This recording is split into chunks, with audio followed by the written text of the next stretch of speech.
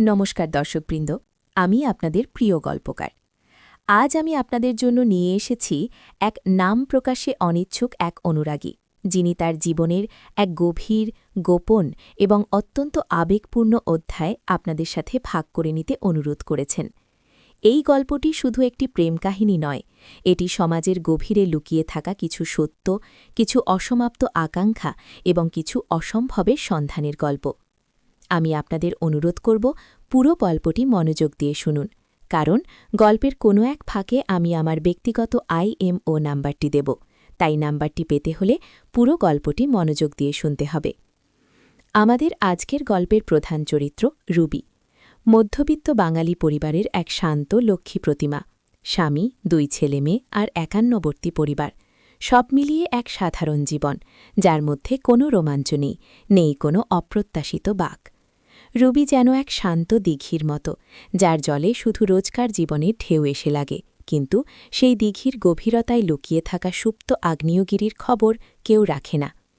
শুরুর এই শান্ত ছবিটা হঠাৎই একটু এলোমেলো হতে শুরু করে যখন তাদের পাড়ার মোড়ের সবজিওয়ালা কানাই নতুন করে তার বাবার পুরনো বন্ধু, যিনি একসময় শিক্ষকতা করতেন, তার ভাইয়ের খোঁজখবর নিতে শুরু করে। কানাইয়ের বাবার বন্ধু অর্থাৎ রুবির স্বামীর দূর সম্পর্কের এক পরিচিত, কিন্তু সেই পরিচিতি বড়ই ক্ষীণ। অথচ নিয়তির কি এক অমোঘ খেলা, সেই শিক্ষকের ভাই, যিনি এখন শহরে এসে কানাইয়ের সবজি দোকানে মাঝে মাঝে বসেন, তিনিই একদিন রুবির জীবনের এক অনাকাঙ্ক্ষিত অথচ প্রবল ঝড় হয়ে এলেন।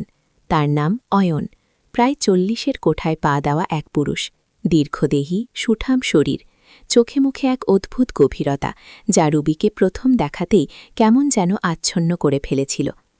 অয়নকে প্রথম দেখে রুবির মনে হয়েছিল এ যেন কোনো সিনেমার নায়ক। সাধারণ সবজিওয়ালা কানাইয়ের দোকানের পাশে এসে বসা, সবজি বাছাই করা, খদ্দেরদের সাথে কথা বলা, এই সাধারণ কাজগুলোও যেন অয়নের হাতে এক বিশেষ মাত্রা পেত। তার গলার স্বর, যা ছিল ভারী এবং শান্ত, কিন্তু তাতে এক ধরনের গভীর আবেগ মিশে থাকত, যা রুবির ভেতরটা কাঁপিয়ে দিত। রুবি প্রথম দিকে খুব একটা পাত্তা দেয়নি, কিন্তু মানুষের মন বড়ই অদ্ভুত। যা সে চায় না, যা তার কাছে নিষিদ্ধ, সেটাই যেন আরও বেশি করে টেনে ধরে। অয়নের সাথে রুবির পরিচয়টা হয়েছিল সবজি কেনার সুবাদে। প্রায় প্রতিদিনই রুবি কানাইয়ের দোকানে যেত, আর সেই সূত্রে অয়নের সাথে তার দেখা হতো। প্রথমে 2-4 কথা, তারপর একটু বেশি কথা। অয়ন জিজ্ঞাসা করত, আজ কি রান্না হবে দিদি, বাড়িতে কি নতুন পদ? রুবিও সহজভাবে উত্তর দিত, কিন্তু এই সহজ উত্তরগুলোর আড়ালে লুকিয়ে থাকত এক অব্যক্ত টান। রুবি বুঝতে পারত অয়নের দৃষ্টিতে এক অন্য রকম আকর্ষণ। সেই দৃষ্টিতে কোনো লোভ ছিল না, ছিল এক গভীর আগ্রহ, যা রুবির ভেতরে সুপ্ত বাসনাগুলোকে জাগিয়ে তুলছিল।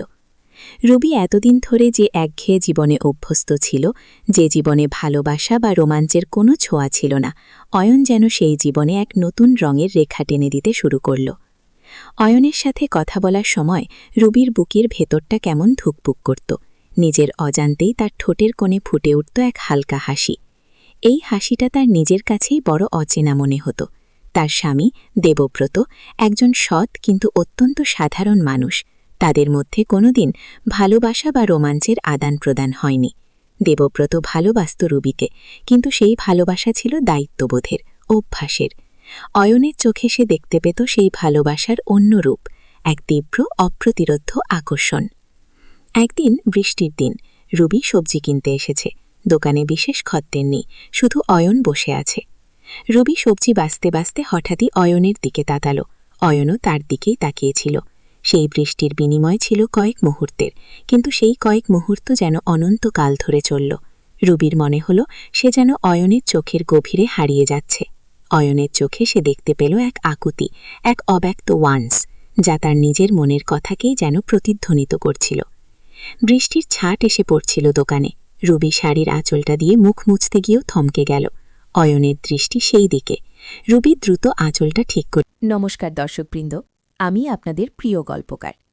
আজ আমি আপনাদের জন্য নিয়ে এসেছি এক নাম প্রকাশে অনিচ্ছুক এক অনুরাগী, যিনি তার জীবনের এক গভীর, গোপন এবং অত্যন্ত আবেগপূর্ণ অধ্যায় আপনাদের সাথে ভাগ করে নিতে অনুরোধ করেছেন।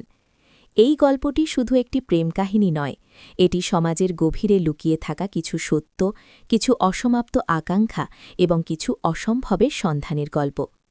আমি আপনাদের অনুরোধ করব পুরো গল্পটি মনোযোগ দিয়ে শুনুন, কারণ গল্পের কোনো এক ফাঁকে আমি আমার ব্যক্তিগত IMO নাম্বারটি দেব, তাই নাম্বারটি পেতে হলে পুরো গল্পটি মনোযোগ দিয়ে শুনতে হবে। আমাদের আজকের গল্পের প্রধান চরিত্র রুবি, মধ্যবিত্ত বাঙালি পরিবারের এক শান্ত লক্ষ্মী প্রতিমা, স্বামী, 2 ছেলেমেয়ে আর একান্নবর্তী পরিবার, সব মিলিয়ে এক সাধারণ জীবন, যার মধ্যে কোনো রোমাঞ্চ নেই, নেই কোনো অপ্রত্যাশিত বাঁক। রুবি যেন এক শান্ত দিঘির মতো, যার জলে শুধু রোজকার জীবনের ঢেউ এসে লাগে, কিন্তু সেই দিঘির গভীরতায় লুকিয়ে থাকা সুপ্ত আগ্নেয়গিরির খবর কেউ রাখে না। শুরুর এই শান্ত ছবিটা হঠাৎই একটু এলোমেলো হতে শুরু করে যখন তাদের পাড়ার মোড়ের সবজিওয়ালা কানাই নতুন করে তার বাবার পুরনো বন্ধু, যিনি একসময় শিক্ষকতা করতেন, তার ভাইয়ের খোঁজ খবর নিতে শুরু করে। কানাইয়ের বাবার বন্ধু অর্থাৎ রুবির স্বামীর দূর সম্পর্কের এক পরিচিত, কিন্তু সেই পরিচিতি বড়ই ক্ষীণ। অথচ নিয়তির কি এক অমোঘ খেলা, সেই শিক্ষকের ভাই, যিনি এখন শহরে এসে কানাইয়ের সবজি দোকানে মাঝে মাঝে বসেন, তিনিই একদিন রুবির জীবনের এক অনাকাঙ্ক্ষিত অথচ প্রবল ঝড় হয়ে এলেন। তার নাম অয়ন, প্রায় 40-এর কোঠায় পা দেওয়া এক পুরুষ, দীর্ঘদেহী, সুঠাম শরীর, চোখে মুখে এক অদ্ভুত গভীরতা, যা রুবিকে প্রথম দেখাতেই কেমন যেন আচ্ছন্ন করে ফেলেছিল। অয়নকে প্রথম দেখে রুবির মনে হয়েছিল এ যেন কোনো সিনেমার নায়ক। সাধারণ সবজিওয়ালা কানাইয়ের দোকানের পাশে এসে বসা, সবজি বাছাই করা, খদ্দেরদের সাথে কথা বলা, এই সাধারণ কাজগুলোও যেন অয়নের হাতে এক বিশেষ মাত্রা পেত। তার গলার স্বর, যা ছিল ভারী এবং শান্ত, কিন্তু তাতে এক ধরনের গভীর আবেগ মিশে থাকত, যা রুবির ভেতরটা কাঁপিয়ে দিত। রুবি প্রথম দিকে খুব একটা পাত্তা দেয়নি, কিন্তু মানুষের মন বড়ই অদ্ভুত। যা সে চায় না, যা তার কাছে নিষিদ্ধ, সেটাই যেন আরও বেশি করে টেনে ধরে। অয়নের সাথে রুবির পরিচয়টা হয়েছিল সবজি কেনার সুবাদে। প্রায় প্রতিদিনই রুবি কানাইয়ের দোকানে যেত, আর সেই সূত্রে অয়নের সাথে তার দেখা হতো। প্রথমে 2-4 কথা, তারপর একটু বেশি কথা। অয়ন জিজ্ঞাসা করত, আজ কি রান্না হবে দিদি, বাড়িতে কি নতুন পদ? রুবিও সহজভাবে উত্তর দিত, কিন্তু এই সহজ উত্তরগুলোর আড়ালে লুকিয়ে থাকত এক অব্যক্ত টান। রুবি বুঝতে পারত অয়নের দৃষ্টিতে এক অন্যরকম আকর্ষণ। সেই দৃষ্টিতে কোনো লোভ ছিল না, ছিল এক গভীর আগ্রহ, যা রুবির ভেতরে সুপ্ত বাসনাগুলোকে জাগিয়ে তুলছিল। রুবি এতদিন ধরে যে একঘেয়ে জীবনে অভ্যস্ত ছিল, যে জীবনে ভালোবাসা বা রোমাঞ্চের কোনো ছোঁয়া ছিল না, অয়ন যেন সেই জীবনে এক নতুন রঙের রেখা টেনে দিতে শুরু করল। অয়নের সাথে কথা বলার সময় রুবির বুকের ভেতরটা কেমন ধুকপুক করত। নিজের অজান্তেই তার ঠোঁটের কোণে ফুটে উঠত এক হালকা হাসি। এই হাসিটা তার নিজের কাছেই বড় অচেনা মনে হতো। তার স্বামী দেবব্রত একজন সৎ কিন্তু অত্যন্ত সাধারণ মানুষ। তাদের মধ্যে কোনোদিন ভালোবাসা বা রোমাঞ্চের আদান প্রদান হয়নি। দেবব্রত ভালোবাসত রুবিকে, কিন্তু সেই ভালোবাসা ছিল দায়িত্ববোধের, অভ্যাসের। অয়নের চোখে সে দেখতে পেত সেই ভালোবাসার অন্য রূপ, এক তীব্র অপ্রতিরোধ্য আকর্ষণ। একদিন বৃষ্টির দিন, রুবি সবজি কিনতে এসেছে। দোকানে বিশেষ খদ্দের নেই, শুধু অয়ন বসে আছে। রুবি সবজি বাছতে বাছতে হঠাৎই অয়নের দিকে তাকাল। অয়নও তার দিকেই তাকিয়েছিল। সেই বৃষ্টির বিনিময় ছিল কয়েক মুহূর্তের, কিন্তু সেই কয়েক মুহূর্ত যেন অনন্তকাল ধরে চলল। রুবির মনে হল সে যেন অয়নের চোখের গভীরে হারিয়ে যাচ্ছে। অয়নের চোখে সে দেখতে পেল এক আকুতি, এক অব্যক্ত ওয়ান্স, যা তার নিজের মনের কথাকেই যেন প্রতিধ্বনিত করছিল। বৃষ্টির ছাট এসে পড়ছিল দোকানে। রুবি শাড়ির আঁচলটা দিয়ে মুখ মুছতে গিয়েও থমকে গেল। অয়নের দৃষ্টি সেই দিকে। রুবি দ্রুত আঁচলটা ঠিক করে নিল। তার গা বেয়ে একটা ঠান্ডা স্রোত নেমে গেল। এই অনুভূতিটা তার কাছে বড়ই নতুন। ভয়, উত্তেজনা আর এক ধরনের নিষিদ্ধ আনন্দ, সব মিলেমিশে একাকার। আজ বৃষ্টিটা একটু বেশিই হচ্ছে, অয়ন বলল। তার গলার স্বর আগের চেয়েও শান্ত, কিন্তু তাতে এক ধরনের গভীরতা। রুবি শুধু মাথা নাড়ল, তার গলা দিয়ে কোনো শব্দ বেরোচ্ছিল না। আপনার কি ছাতা আছে? অয়ন জিজ্ঞাসা করল। না, রুবি প্রায় ফিসফিস করে উত্তর দিল। তাহলে আমি আপনাকে বাড়ি পৌঁছে দেব? অয়নের প্রস্তাবটা ছিল সাধারণ, কিন্তু রুবির কানে বাজল অন্যভাবে। এই প্রস্তাবটা যেন এক নিষিদ্ধ পথের দরজা খুলে দিল। রুবি একটু ভাবল, তার মনে হাজারো প্রশ্ন। এটা কি ঠিক হচ্ছে? দেবব্রত জানতে পারলে কি ভাববে? কিন্তু তার মনের ভেতরের অন্য একটা অংশ, যে অংশ এতদিন ধরে ঘুমিয়েছিল, সে যেন জেগে উঠেছে। সে বলছে, এই সুযোগ হারানো ঠিক হবে না। আচ্ছা, রুবি এক নিচু গলায় বলল। সেই দিন প্রথম অয়ন রুবিকে ছাতা মাথায় দিয়ে বাড়ি পৌঁছে দিয়েছিল। পথে কোনো কথা হয়নি, কিন্তু তাদের দুজনের মধ্যে এক অব্যক্ত নীরবতা ছিল, যা হাজারো কথার চেয়েও বেশি শক্তিশালী। অয়নের হাত থেকে ছাতা ধরে থাকা রুবির আঙ্গুলগুলো কাঁপছিল।